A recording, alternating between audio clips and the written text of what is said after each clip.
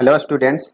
आज Kochi integral formula से related एक क्वेश्चंस आप लोग के साथ डिस्कस करने वाला हूं और ये क्वेश्चंस गेट 2024 मैथमेटिक्स के पेपर में पूछा गया था। तो चलिए इस क्वेश्चंस को समझते हैं और फिर इसका सॉल्यूशंस डिटेल में जानते हैं कि कैसे इसे हम लोग कोची इंटीग्रल फॉर्मूला से सॉल्व करेंगे।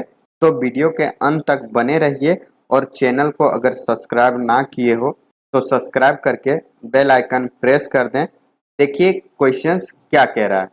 Late C with the ellipse z belongs to c such that mod of z minus 2 plus mod of z plus 2 is equal to 8 traversed counterclockwise directions. The value of the contour integral z square divided by z square minus 2z plus 2 dz is equal to. तो questions का meaning क्या है वो देखिए। यहाँ हमारे पास सी एक contour दिया हुआ है और कंटूर क्या है, एक इलिप्स है और इस इलिप्स में रोटेशंस का जो डायरेक्शंस है वो क्या है, counter clockwise. It means that positive directions है।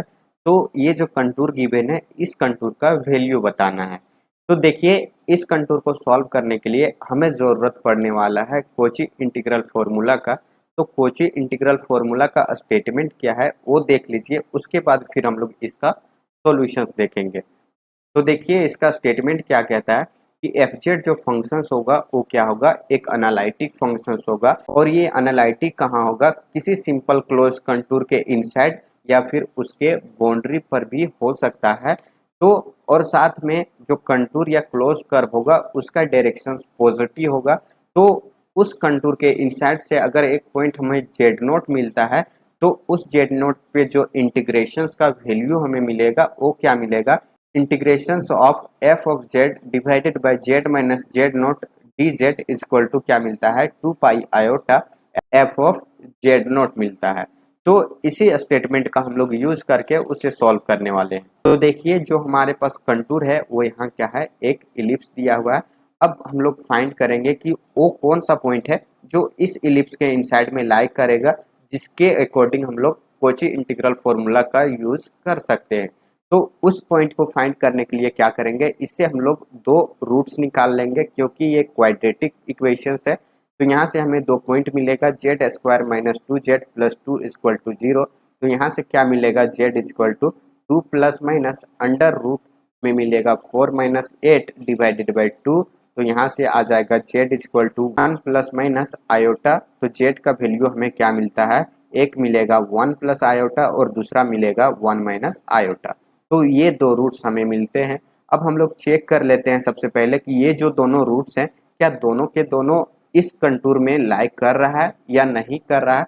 अगर इन दोनों में से कोई भी एक ऐसा पॉइंट होगा जो इस कंटूर के इनसाइड में लाई ना करे तो उस पॉइंट पे हम लोग क्या करेंगे, कोची इंटीग्रल फॉर्मूला का यूज नहीं करेंगे। तो देखिए यहाँ से हमें मिलेगा 1 प्लस आयोटा सब। तो यहाँ से हम लोग जेड की जगह पे 1 प्लस आयोटा रखते हैं तो क्या मिलता है, देखिए यहाँ आ जाएगा 1 प्लस आयोटा और माइनस 2 का मॉडुलस प्लस ये आ जाएगा 1 प्लस आयोटा और ये प्लस 2 इक्वल टू आ जाएगा माइनस 1 प्लस आयोटा और ये प्लस क्या आ जाएगा 3 प्लस आयोटा। अब इसे अगर हम लोग सॉल्व करेंगे तो ये क्या आएगा, अंडर रूट 2 प्लस ये आएगा अंडर रूट 10। अब इसको अगर हम लोग देखें तो अंडर रूट 2 का जो वैल्यू होता है वो क्या आता है, लेस देन 2 आता है, प्लस यहाँ अंडर रूट 10 का वैल्यू जो है वो लेस देन 4 होता है। तो ये टोटल इसका वैल्यू लेस देन 6 आने वाला है। अब देख सकते हो इसके राइट साइड में वैल्यू 8 है। तो आप यहाँ से देख सकते हो जो हमें 6 मिला है वो क्या है, लेस देन है किससे, 8 से। तो ये वाला पॉइंट 1 प्लस आयोटा वो क्या करेगा, लाई करेगा किसके इनसाइड में, तो ये इलिप्स का जो कर्व गिवन है उसके इनसाइड में लाई कर जाएगा। तो इस पॉइंट पे हम लोग कोची फॉर्मूला का यूज कर सकते हैं। सिमिलरली ये जो पॉइंट है ये भी क्या करेगा, इस कर्व के इनसाइड में लाई करेगा। तो इन दोनों पॉइंट पे हमें क्या करना है, कोची इंटीग्रल फॉर्मूला का यूज करना है 1 बाय 1 करके, क्योंकि कोची इंटीग्रल फॉर्मूला हमें एक टाइम पे एक ही पॉइंट पे क्या देता है, वैल्यू देता है। इसलिए हम लोग क्या करेंगे, इसे 1 बाय 1 करके अप्लाई करेंगे। तो देखिए यहाँ से हम लोग इंटीग्रेशंस लिखेंगे, जेड स्क्वायर डिवाइडेड बाय ये आ जाएगा Z square minus 2z plus 2 और डी जेड। अब इसे हम लोग क्या करते हैं, फैक्टर कर देते हैं तो हमें क्या मिलता है, देखिए जेड स्क्वायर डिवाइडेड बाय आ जाएगा ये Z minus one plus iota, और यहाँ क्या आ जाएगा Z minus one minus iota, और ये क्या आ जाएगा डी जेड आएगा।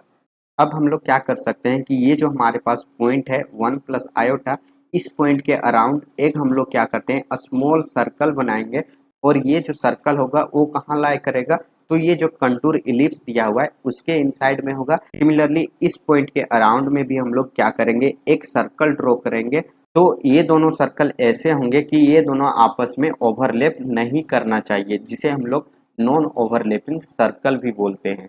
तो इस पॉइंट के अराउंड हम लोग क्या करेंगे, पहले कोची इंटीग्रल फॉर्मूला अप्लाई करेंगे। तो इस पॉइंट के अराउंड अगर हम लोग एफ जेड फंक्शंस फाइंड करें तो ये वाला जो होगा वो पूरे हमारे एफ जेड फंक्शंस के रूप में कंसीडर किया जा सकता है, क्योंकि इसके इनसाइड में ये वाला अनालिटिक है, और हम लोग एफ जेड फंक्शंस किसको मानते हैं, जो अनालिटिक होता है, तो ये पूरे क्या होगा अनालिटिक होगा। सिमिलरली अगर इस पॉइंट के अराउंड हम लोग क्या करते हैं फंक्शंस एफ जेड ढूंढते हैं, तो उस केस में हमें क्या मिलेगा, ये वाला फंक्शन मिल जाएगा।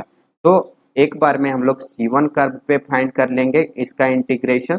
उस केस में जो हमें फंक्शंस एफ जेड मिलेगा वो क्या मिलेगा, यहाँ मिलेगा Z square divided by Z minus ये मिलेगा वन माइनस आयोटा मिलेगा, और ये डिनोमिनेटर्स में चला जाएगा, जिसे हम लोग क्या लिखेंगे Z minus one plus iota लिख सकते हैं। अब हम लोग यहाँ डी जेड लिखेंगे, प्लस ये हमारे कर्व C1 के लिए है। सिमिलरली ये कंटूर हमारा C2 आ जाएगा, जिसके अंदर में ये हमारे कंटूर के इनसाइड में पॉइंट है। तो इस केस में जो हमारे पास एफ जेड फंक्शंस बनने वाला है वो क्या बनेगा, वो ये वाला बनेगा। तो यहाँ क्या आ जाएगा Z square divided by Z minus यहाँ आ जाएगा वन प्लस आयोटा, और पूरे के डिवाइड में क्या लिखेंगे Z minus one minus iota, और ये क्या हो जाएगा डी जेड हो जाएगा। तो यहाँ से हमारे पास फॉर्मूला क्या कहता है कि ये हो जाएगा two pi iota into F of Z naught. तो जेड नोट इक्वल टू क्या है वन प्लस आयोटा, तो यहाँ रखेंगे वन प्लस आयोटा, और यहाँ आ जाएगा प्लस टू पाई आयोटा, और यहाँ क्या आ जाएगा जेड नोट पॉइंट इस इंटीग्रल के लिए क्या है वन माइनस आयोटा है। तो अब हम लोग क्या कर सकते हैं, इन दोनों से टू पाई आयोटा को कॉमन ले लेते हैं, तो यहाँ आ जाएगा F of one plus iota, और ये प्लस क्या हो जाएगा F of one minus iota. अब इस फंक्शंस के जगह पे ये वाला वैल्यू रख देंगे, तो यहाँ से आ जाएगा टू पाई आयोटा इंटू यहाँ आ जाएगा जेड स्क्वायर, मतलब ये होगा वन प्लस आयोटा का स्क्वायर डिवाइडेड बाय ये हो जाएगा वन प्लस आयोटा, और माइनस ये आएगा वन माइनस आयोटा, और प्लस हम लोग क्या लिखेंगे यहाँ आएगा वन माइनस आयोटा का स्क्वायर डिवाइडेड बाय यहाँ हो जाएगा वन माइनस आयोटा, और माइनस क्या आएगा वन प्लस आयोटा। तो इस तरह से अब इसे हम लोग सॉल्व कर लेंगे। तो देखिए यहाँ से क्या होगा वन से ये वन कैंसिल हो जाएगा, और यहाँ क्या होगा यहाँ भी वन से वन कैंसिल हो जाएगा, तो नीचे क्या बच जाएगा देखिए यहाँ हो जाएगा टू आयोटा, और यहाँ होगा माइनस टू आयोटा। तो यहाँ से हम लोग क्या लिखेंगे टू पाई आयोटा इंटू यहाँ आ जाएगा वन बाई टू आयोटा, ये आएगा वन प्लस आयोटा का स्क्वायर, और यहाँ प्लस है और यहाँ से माइनस कॉमन लेंगे तो ये क्या हो जाएगा minus one by two iota, और ऊपर में क्या है वन माइनस आयोटा का स्क्वायर। अब देखिए यहाँ से टू आयोटा को कॉमन लेंगे दोनों टर्म से, तो टू आयोटा से टू आयोटा कैंसिल हो जाएगा, तो ऊपर बचेगा सिर्फ पाई।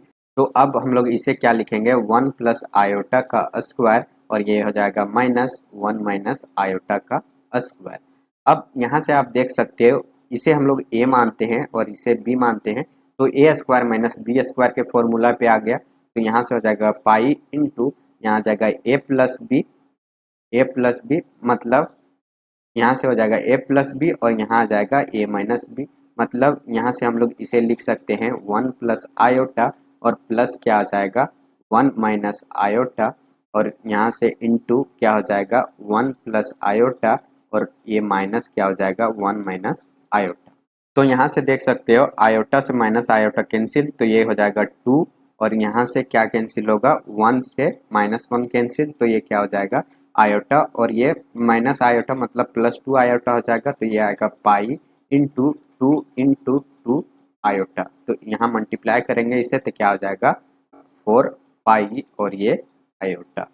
तो ये जो आया है ये क्या हो गया हमारा आंसर हो गया।